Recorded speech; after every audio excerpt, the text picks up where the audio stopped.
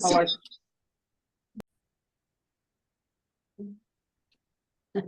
Good evening, everyone. Welcome to this month's webinar, Exploring Herculaneum, and presented by the North American Cambridge Classics Project and sponsored by Cambridge University Press.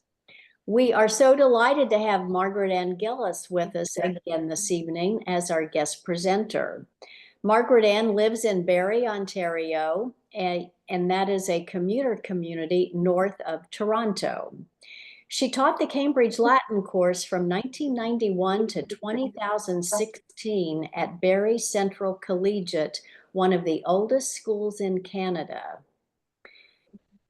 until it finally closed its doors. Then she opened a Latin program at Innsdale Secondary School, where she taught Latin and Canadian history until she retired in 2022.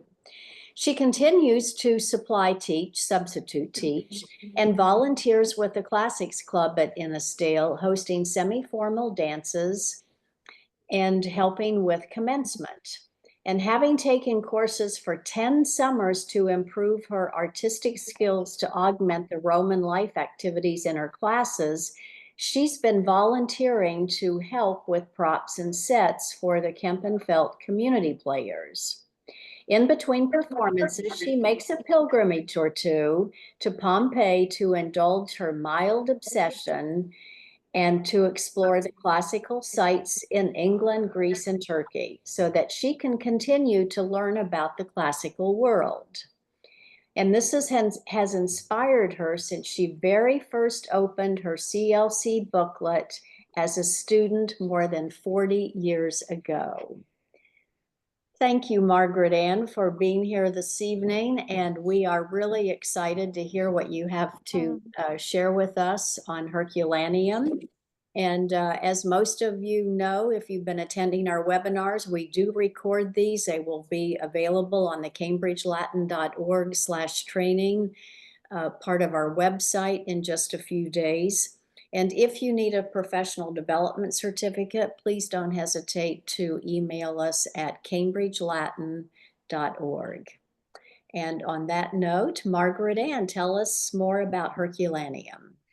Oh, thank you so much. I am always honored to be asked to present to this audience because it's so nice to be able to speak to people who love the same things that you love. So if it's all right with you, if you would indulge my other passion, which is looking at a very often ignored treasure of the Bay of Naples, and that would be the site of Herculaneum. So, what I'm going to do is if you've never gone to Herculaneum, or you haven't gone for a long time, or you weren't sure if it's a place that you would like to take your students, what I'd really like to do is try and convince you to go to Herculaneum. So, we're going to start with the map. It's always the best way of doing things. I find with my students, for years I would teach Latin and I would never talk about Pompeii in Italy. And then I realized that my students don't know where Italy is. So start with a map just to be on the safe side. Everybody's saying, yep, I totally get that. So here we have this beautiful map. By the way, if any of you were interested in making a topographical map, this is a fantastic base from which to work. But what I wanted to do is just point out a little bit of what we're looking at. So if you look here, this is Mycenium. This is where Pliny the Elder was when he began to see all of the things that were happening at the top of Vesuvius. And over here, then you can see Cumae. This is where, of course, you have the famous Villa Virgiliana over here. Puteoli is Pozzuoli. You find Naples right here. And one of the things I wanted to point out is, do you notice how these are lovely little crater shapes? Because this whole region is itself a volcano, right? These are all extinct volcanoes. The whole of the Bay of Naples is a crater. It's a caldera. This region right over here, just north of Puteoli, this is called the Vomero region, and this is where Falangina wine comes from. Not that you necessarily want to talk about this with your students, but just for your own interest, this is where Falangina comes from. They grow the grapes down inside the caldera, and it prevents them from becoming harmed by any frost that should appear. And so when we come over here then, and we look at Herculaneum in Pompeii, do you notice how it's kind of flat right here, and it's kind of flat right there? And that goes to show exactly how much material was actually coming out of Vesuvius and falling on this region. Now, one of the things to note about Herculaneum is how close it happens to be to Vesuvius on this side and how far Pompeii is on this side. And that has to do with the material that fell on both sides. Even though they were both destroyed by Vesuvius when it erupted in 79, they were covered in different materials. And that speaks to the way in which they happen to be preserved. So here we are. Why Herculaneum? Well, in the United States, you have a fantastic museum in Malibu, California, which, thank the gods, escaped that catastrophe that we saw a few weeks ago with the wildfires there. You have the Getty Museum, which, of course, is based on the Villa of the Papyri. And so here I have this little map. It's an aerial view of Herculaneum today. And what you can see if you look at Herculaneum here is, oh my goodness, it's kind of oddly shaped. Is that the way the city would look? And I would suggest to you, no, I think there, because this is only a small portion, the estimate is about a quarter of the site. Over here, however, what you see is this is the Villa of the Papyri, which is what the Getty Museum is based on. So we know that more of Herculaneum extends this way, it extends this way, it will extend this way, but it will not extend this way because this is where the material from Mount Vesuvius rolled down the hill and continued to go right into the water. The distance from here, the ancient beachfront, all the way to the modern beachfront is 1/2 kilometer. That's a significant amount of material, and it's added about 70 feet to the land mass at that particular point in time. So one of the things I wanted you to consider is look at where we have all of the habitation around the site. This is one of the reasons why they can't extend it because they would have to expropriate land and boot people off their land in order to get to the site underneath. It was bombed during the Second World War. And so you have on the one side over here some older buildings, but not as old as the buildings that you have up here, which were built in the 16 and the 1700s. So they have historical value. But here you have some more later buildings that were put up after the Second World War. And so the thought is that as those buildings come up for sale, what they'll do is they will buy them up and then knock them down and continue to excavate.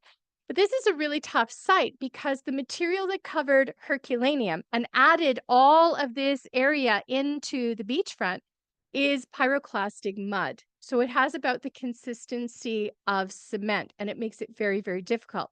Now, the Villa of the Papyri we know a little bit about because from 1750 to 1765, King Charles III of Naples had sent one of his architects to do some excavation of the site. And so he actually built tunnels all around the house so he could get a sense of the size of the tunnels. And it is he who happened to come across those carbonized scrolls, which have become very important and they've been in the news recently. And so some of the things that we have from this house are these beautiful bronzes, which you'll find in the room of the Papyri in the National Museum in Naples. I know this is going to sound ridiculous, but my very, very favorite picture is this little one right here of the little pig, because it reminds me of that pig that was found at Bosco Reale. And this fellow right here, this really stern looking individual, it kind of reminds me of my math teacher from grade 10. But that's Scipio africanus.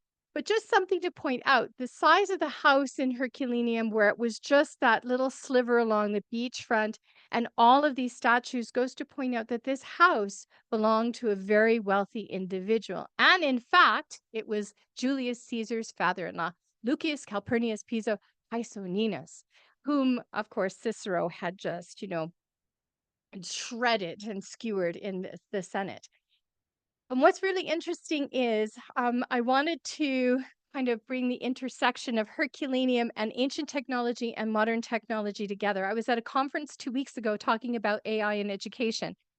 And the fellow who was doing the presentation put this article up on the board and he said, probably nobody in the room is going to know what I'm talking about. And I'm like, I do know what you're talking about. These are the scrolls that were found at Herculaneum. They've tried for 200 years to figure out what's inside them, and they destroyed them, they've crushed them, they've tried unrolling them very gently, only to have them completely fall apart and disintegrate. And so what they did was they set this Vesuvius challenge. And one of the fellows who was in the Vesuvius challenge is currently working with Elon Musk now. He and two other young fellows used AI to take the material, the information that had been found from CT scans of this particular scroll that you see in front of you. And they used AI to be able to go through the information that was given to them by the CT scans to try and identify letters. And what they came up with is the CT scan could go through the papyrus where there was no ink, but where there was ink, it reflected back and they could get the outline of letters. So it took them about 7 months to come up with the word porphyros from this. And so they continued on. And early this year, they've identified 2,000 characters, which is kind of cool when you think about it, using AI to be able to tease out what these characters are. Now they have about 2,000 words, or 2,000 characters rather. And they think that this might be a scroll which was written by Piso's friend Philodemus, who was an Epicurean philosopher. And so they think that this might actually be part of his library, which is kind of cool when you think about it. So one of the judges of this is a professor emeritus from Bristol University in the UK, and he is a professor of Greek literature. So he's actually working on trying to translate what they've come up with. Dr. Robert Fowler. And just Pat Bell will probably know who I'm talking about because Dr. Robert Fowler was a member of the Ontario Classical Association, for which we both happened to be a part a few years ago. So it's kind of cool, when you think about this in terms of, the global context where you kind of intersect with things all the way through. So the next time we see this going back in time to October 2021, and I was very lucky to be in Herculaneum when they discovered the remains of this fellow right here. And this man right here is Francesco Cirano. He is the current superintendent of the site. So they were doing work on the ancient beachfront and they came across another body. So when we were actually doing our tour, the archaeologists we were with stopped and said they found something there. We should just stop for a minute or two and see what it is. And sure enough, in the newspaper the next day, we came across that they had found this skeleton.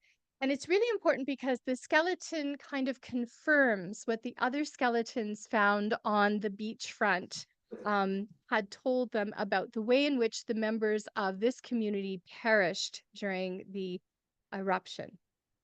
So let's jump back for a second to Herculaneum. How did they find the site in the first place? It wasn't just that the Villa of the Papyri was there and they came across it. In fact, about 50 years earlier, there had been this farmer who had come into the site right here. And he was digging a well here. His name was Nocerino.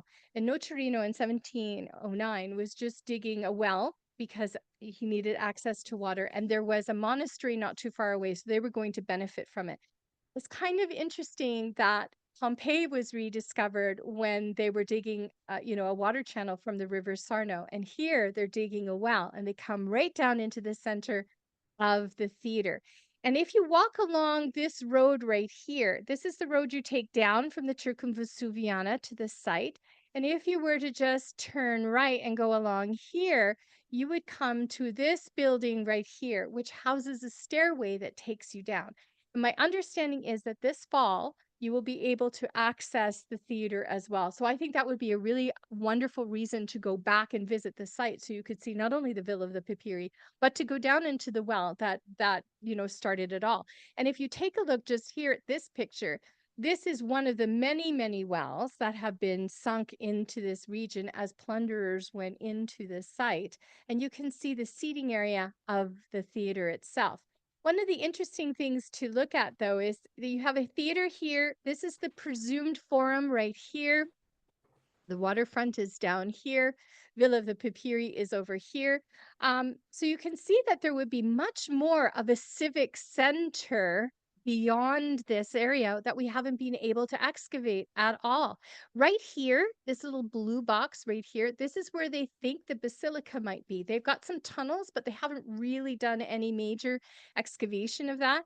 And one of the things before I move on, I just wanted to point out is this little cross right here that you see. This is very important. This is inside the hill itself, but it's part of a pool complex. And we're going to come back to that just a little later on. So this was, if you come in this way, this was a large cold water pool right here, part probably of a larger bath complex. All right. So let's just do a brief history of Herculaneum if that's okay. Um, so when we think about the site, how did it get the name Herculaneum? Well, it was named actually, or it was suggested by Dionysius of Halicarnassus that the site was actually founded as Heracles, and this is the Farnese Heracles that you find in the National Museum in Naples, as he was making his way back from gathering the cattle of Geryon, and he needed to stop off someplace. So he went where else? To Italy, had a little break, founded this city, then took the cattle home so that he could get, the rewards for having completed this particular task. We know that the Oscans went there in about the 7th century, at the same time that they founded Pompeii. Then the Etruscans followed them. Then the Greeks came and set this up. So the Greeks, when they were actually doing their they had set out a bunch of colonies when they had a population explosion in the 7th to the 6th century, and they founded Magna Graecia in the south. Well, they started on the island of Ischia, and then they moved inward to Cumae and to other areas and other settlements. So they decided to take over this little town and called it Heraklion in honor of Heracles, and they set it up as a trading post. Then the Samnites come in, of course, and they take it over, and the Samnites will always be remembered in the gladiatorial arena because the Samnites actually fought on the side of the enemy during the Carthaginian Wars. And so as a result of that, the fact that they had allied themselves with the Carthaginians, it made them natural enemies to Rome until Sulla went during the social wars and brought them in as a municipium in 88 BCE. And then, of course, we all know what happened in 79. And it wasn't until Nocerino, that little farmer, found a block of carved marble, which he sold to a local prince, Prince del Boeuf. And he was actually building a house in Portici, which isn't too far from Herculaneum. And so when he saw that marble block, he knew that there would be more where that came from. And so he sent people in to find things. And so he decorated his house with all sorts of reliefs and columns and things. And then who should go and visit him and see these things but our good friend Charles III?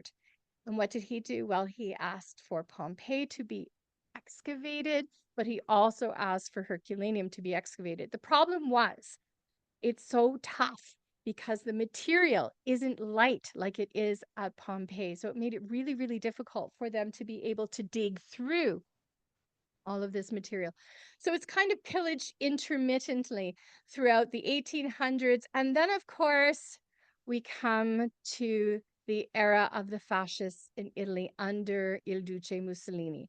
And it's at this time when Il Duce really wants to grab all of the glory of Rome because he thought he was, of course, Julius Caesar reincarnated. And so he sent this fellow right here. This is Amadeo Maiuri.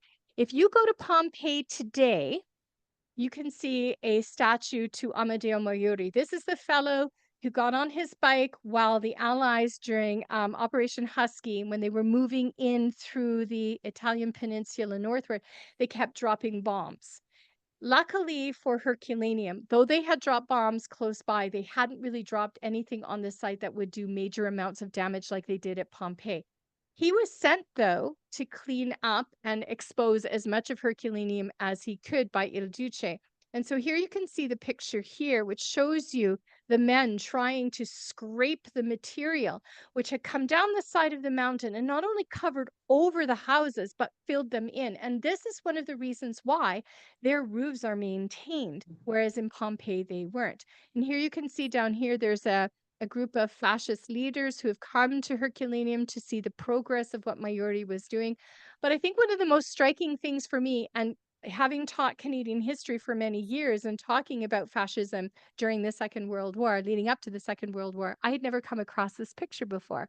But here we have Mussolini, and who is he tailoring himself after? But Hercules, because on his head, he actually has a lion's head. So he's appropriating then that image of strength that he's getting here from Hercules, who would have been at Herculaneum. Then jump forward to 1980. Things were going on very slowly at Herculaneum. You know, excavations move very slowly until you find something and there's an infusion of money. And this is where Sarah Beisel and every single one of us who was teaching Latin throughout the 80s and the 90s, you remember her, groundbreaking, wait, I'm sorry for the pun, but groundbreaking finds of the bodies in the boat vaults at Herculaneum. And I know an archaeologist who actually was offered the opportunity to go and dig with her when she was just early in her work there. And he said, I don't think you're going to find anything. And then he has regretted that for many, many years later. But here she's found the ring lady. And just pay attention to these two rings and these two bracelets, which you see right here. Because she found roughly in the time that she was working there throughout the 80s and 90s, 55 bodies. The body count went up as they continued to do their work through the 90s and the early 2000s along the boat front. So now we have in excess of 330 individuals who have been identified from this. And then we come to the Herculaneum Conservation Project. So here is Dr. Andrew Wallace Hadrill. He used to be the director of the British School in Rome. And it so happens that when Dr. David Packard, who is the son of the fellow who founded Hewlett Packard, was there on a tour, and David Packard had done a classics degree, and he wanted to go to Herculaneum.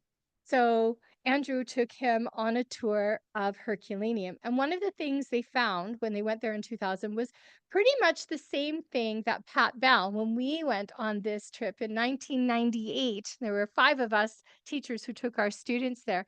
Kind of the same thing. The houses were in a very derelict condition. There was a lot of flooding, a lot of garbage, a lot of plant material, a lot of damage done by animals. You couldn't get into a lot of the houses. In fact, at that point, when 1998, after we had gone, it was such a shock to see the site, not as I had always envisioned it in my mind, and I wasn't sure I was ever going to go back.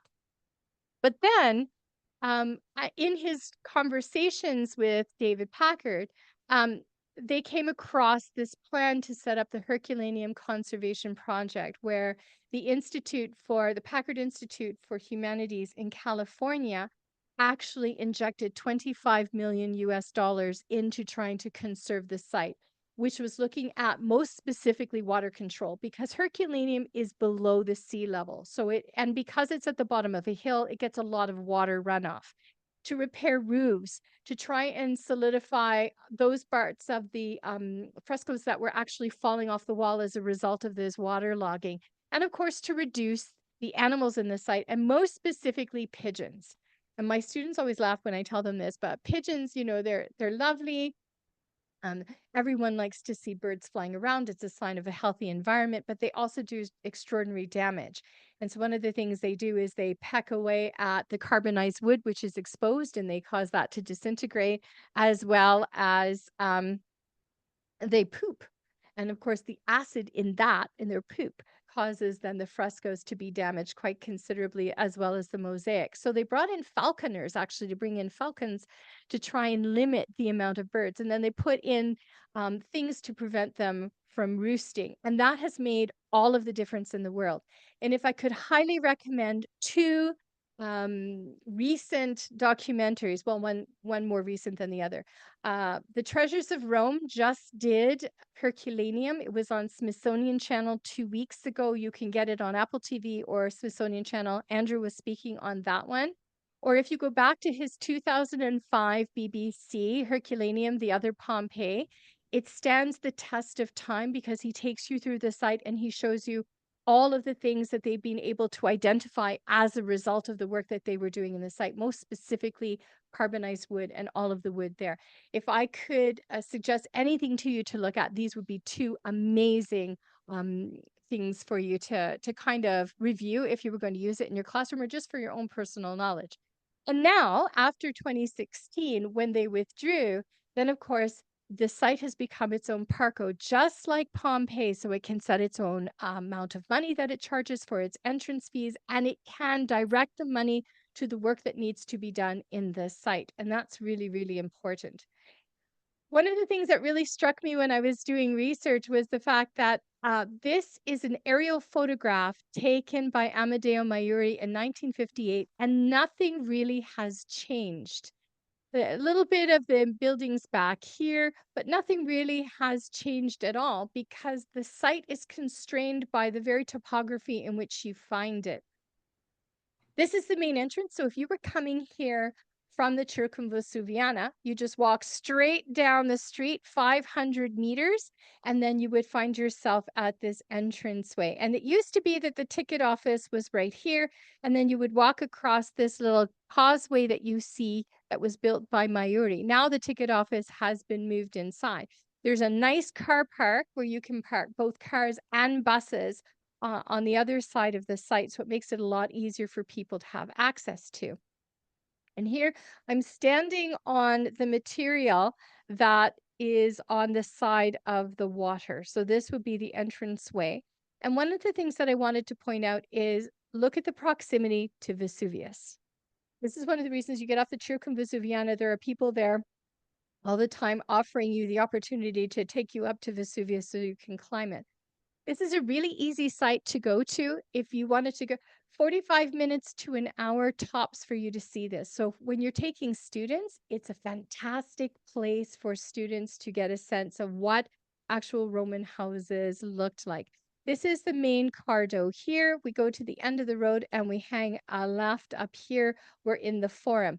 But what I really wanted to point out to you was this. Do you see this walkway, which is right here? This has recently been opened to allow you to look at Herculaneum from the other side, from this side. So you can actually come into the site. You don't have to buy a ticket to go into the site, down into the Scavia itself. You can walk along the outside, and there's a lovely little park at the other end, so you can enjoy the park. 20 years ago, 25 years ago, that wouldn't have been possible because this area hadn't been taken care of as well as what you can see now. So it's right here. You can walk all along the site, and it looks like they're going to extend it down this side of the road as well. And so one of the things that really strikes the students all the time when I show them pictures is look how close these people live to an archaeological site right here. Now, these are the buildings that are likely going to, in the next, 10, 20 years, as they come up on the market for sale, these will be the ones that will be bought and knocked down so that they can extend the site. And then just walking, this was the first time I had an opportunity to look at Herculaneum from this perspective. And you actually really get a much nicer view because you're closer to the houses. But here's the beachfront right here. This is that thermae, that cross that I showed you before, where there was the water pool and the new entrance over here. But one of the things I wanted to point out to you was there's the sea. There is the Bay of Naples right now. And if you look at how close Herculaneum is, even now with all of that material on top of it, you can understand why water is such an important pressure. And there we go. There is the brand new ticket booth right here. This is a beautiful fountain when it runs in the summertime. And they've set this up so you can go for picnics. You can walk the dog in here. It's fantastic. So you buy your ticket here, come out the side, come down the ticket booth here, and you walk along this area, which will take you into the entrance to the site. You can do one of two things when you go into the site. You can go immediately into the site, or you can stop here. And I took my students here in 2006, but we weren't able to go inside the building because it wasn't opened at that particular point in time. This building has been built specifically to house this boat right here. So this boat was found on the beachfront when they were doing the excavation just after Bayezel had finished. And oh, I'm sorry that right here, this is the body of the gentleman found underneath the boat. The current thought is that this fellow was a Praetorian soldier sent there to perhaps help people evacuate the site. That's the current theory behind it. And so here you can see the spine of the boat. This is basically like a very large canoe or a very large rowboat. And here you can see there's an anchor right here. These are the oars that you would use, and there's carbonized rope. And I think the thing that strikes me all the time, every time I come in to look at this, is holy smokes. I mean, this is 2,000 years old. This is a piece of technology that they were using, right, for marine mobility at this particular point in time. It only takes about 10 minutes to see that if you stop and you read all of the little cards with it. When you walk out and you walk by, this opened in 2018. Don't pass this up. You have to go in. If you couldn't go to the National Museum in Naples to see the things that they had exposed both at Herculaneum and Pompeii, this is where you come because the things that they have in here are spectacular. This, for instance, is the original bronze fountain that was found inside the hill where that cross pool happens to be. And one of the things that really struck me when I got close to it was, and I blew this up so you could see it, the heads of the snakes. And if you take a look at the heads of the snakes right here, they're exactly like those snakes that you see painted on the Lararia and in that new house in Regio 9, Insula 10, where they found the two serpents on the Lararium. That's exactly what they look like. So there must have been this notion of how snakes should look. I like to think that this is Lucius Calpurnius Piso. I'm wrong, but I like to think that he is. One of the things you'll notice about this gentleman here and this lady to his right is that, in fact, they were painted statues, and you can actually see the little bits of paint that's left on it. And this always strikes me. This is just a tiny bronze bust of a woman. It was crushed, but they were able to repair it. And it's so fine. Like the detail is so well preserved, but it's so fine. And then here, all you have to do, these are frescoes found from within the site. And in fact, this bottom fresco here and this were actually taken from the Villa of the Papyri. This was found in the site, not far from a tavern inside the city itself. And then look at the jewelry. Oh my goodness. So remember when we were talking about the ring lady? Well, then you have her rings here. This necklace you could go and buy at any store in Naples. Look at the bracelets. These were the bracelets that she found with that particular body. And if you look at this lady's headpiece, it confirms that they actually wore nets of gold on their hair for those of them who could afford it. And down here, this really struck me. This is an actual stool, and I thought it was something that you put on a table or for a child, but it's because it's so small, but it's actually a stool that sat at a table, and they've put it up so that it could have been the lady who was sitting at her, in her boudoir doing her makeup. And then over here, we have the entrance to the site. When Pat Bell and I came in 1998, we walked down the outside of the site into the beachfront here. Now you come through the new entrance. Here are the caverns where the boats are. This is the marine baths right here. And I just wanted to point out that this is 70 meters worth of material. So here you have the city on this side, and here you have the material that was left after the after the eruption and all of that material that had slid down toward the waterfront. So it goes to show you exactly how much extra land was created by this. And here we're walking on the inside now. This is the new entrance to the site that Andrew Wallace Hadrill had built. One of the things I wanted to point out, if you can see this material, those are all the mineral deposits from the water that comes through. The walls are wet. When you put your hand on it, they're damp. And then when you come out to the beachfront here. So these are boat faults on this side. Here is the marine baths here. This is one of my favorite pictures when I was doing research. I came across this. What you have then is the water that would have collected here between the city itself and the material that was left from the eruption. And then it grew over. So this is about 3 feet deep. It has lots of frogs and fish, or rather, it had lots of frogs and fish until, of course, they decided that they were going to take this material out. So when you come into the site, you kind of loop around. You come up, these are the boat faults. Here you can walk by today when the doors are open. They have plaster casts of the skeletons who were found here. The original skeletons are not there. They're off for studying at the moment, but Andrew Wallace Hadrill thought that it would be better if there were things that could educate the public about how the people were found deposed inside.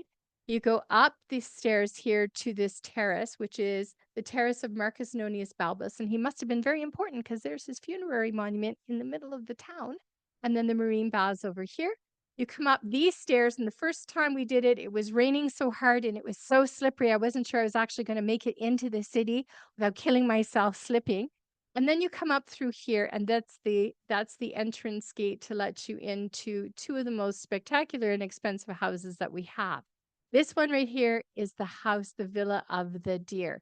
And then you just continue along that street, loop back, and there you go out the exit. Really, really simple. The marine baths, I've only been in once. I have permission to go in. You can ask for permission ahead of time and they will open them to you. The thought is that perhaps these baths will be open very soon. They're very large. They were fenestrated. They're called the suburban baths as well because they were outside of the city proper.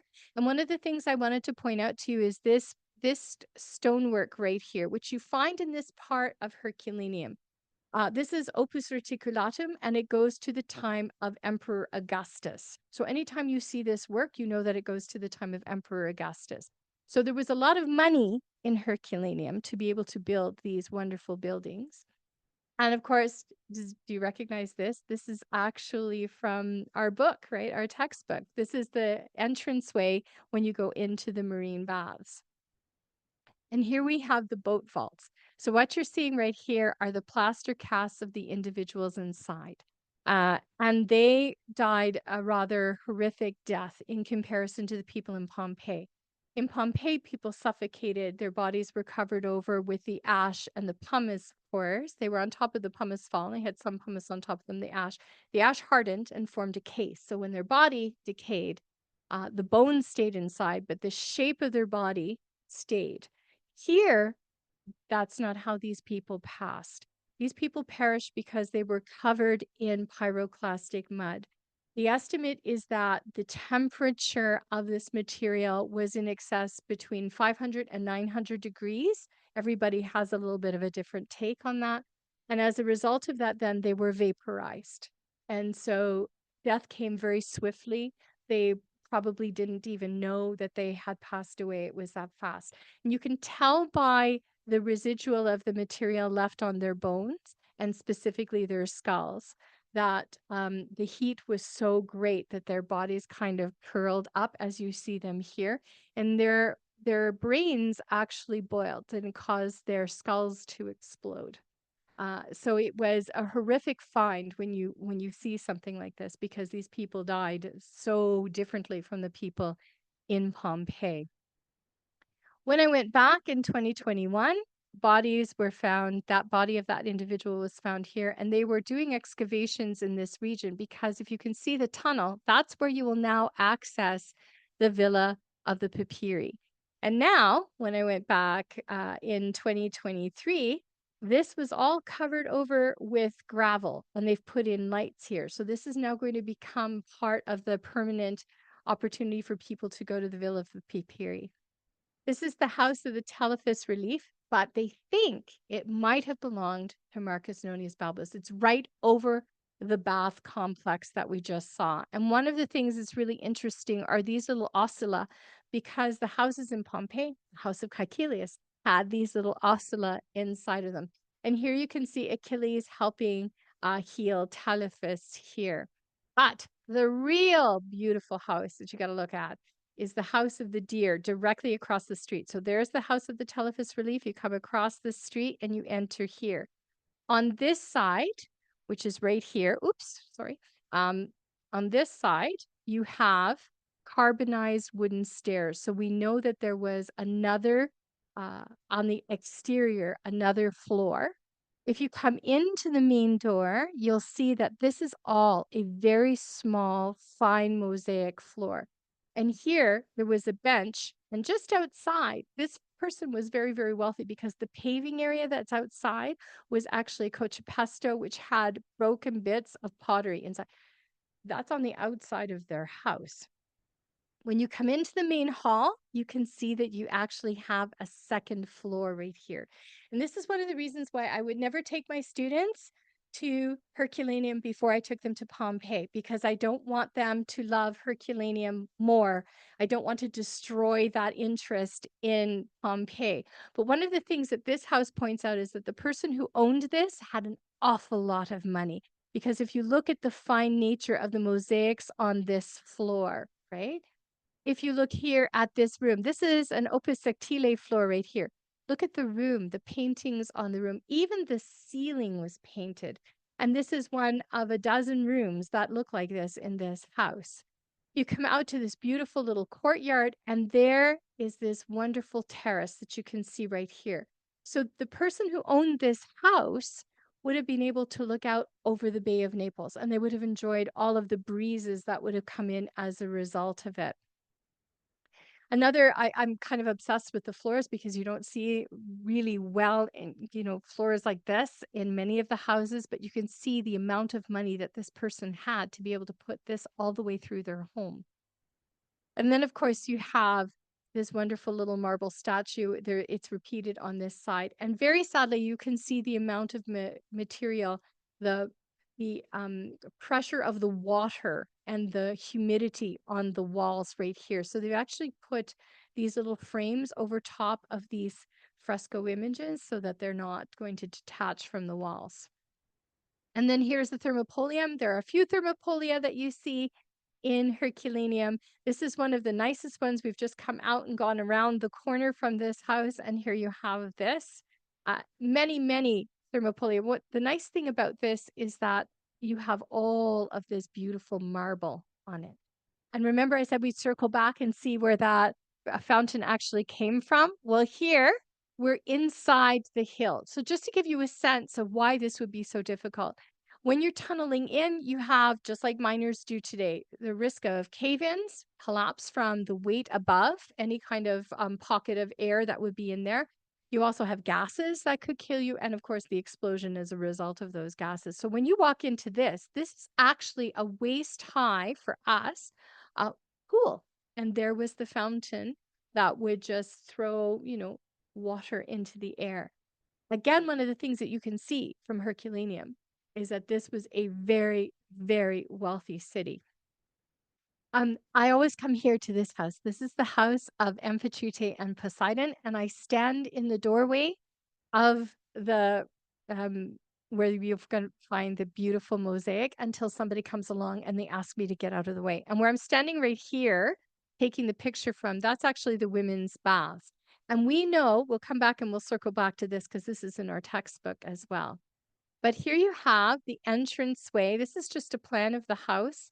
So this shop, which is right here, this is the shop of the wine merchant, which is in our home, in our textbook.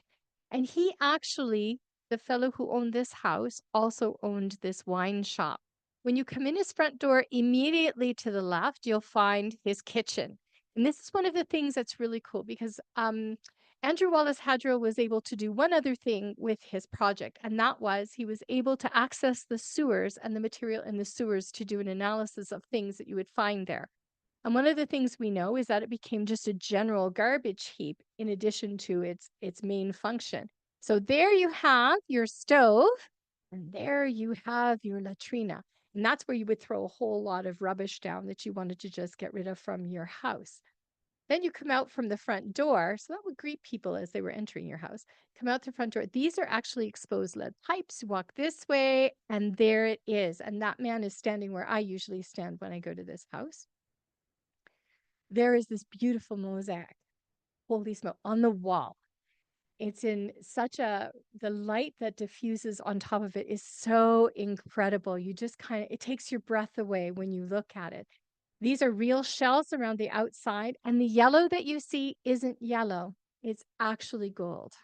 It's gold fillings that you have in here. So the person who owned this house, it might be a very small house and not very impressive by other houses that we've seen, but boy, oh boy, this person had a lot of money. The next house up that you really need to look at is the house of the beautiful courtyard. And it doesn't follow the standard house because it doesn't have an atrium. So maybe it had something, maybe it was like an inn And if you look just inside, for instance, there's the kitchen just off the main entrance here. There's no impluvium here. I haven't got a clue why you would have this little tiny floor here at the back of what presumably could be your tablinum. But how often do we actually see stairs? Oh my goodness. There are stairs that lead to the second floor. You know, you don't see that in a Pompeian house because for the most part they would have been on the exterior, right? And so here you are looking up at the second floor here, and they have added this skylight, but I'm not sure that it's actually correct because where would you put the water if you didn't have the pool to collect it underneath? This was a very large dining room. Uh, Probably you could put in 2 sets of couches if you wanted to. And this poor fellow was so patient with me when I was taking my pictures to let me take my pictures. Uh, and here you're looking back, and there then is the upper floor that you see. This is the house, though, that everybody should go and visit. This is the house of the bicentenary, and it was this whole house, and then it was bisected and chopped up toward the end of its life in 79. This would have been the main entrance right here with all of the marble leading you into the house. This is just a water channel. Presumably, it would have been closed over so people wouldn't accidentally trip over it, and it's just been exposed today. And I'm taking that picture down from that upper area. One of the things that's really interesting to notice, if you can see all of this plaster work right here, it would have gone up to cover over the wood. And this is all carbonized wood right here. So you wouldn't have seen that because it would have been decorated. That all would have been covered in some kind of really nice plaster work.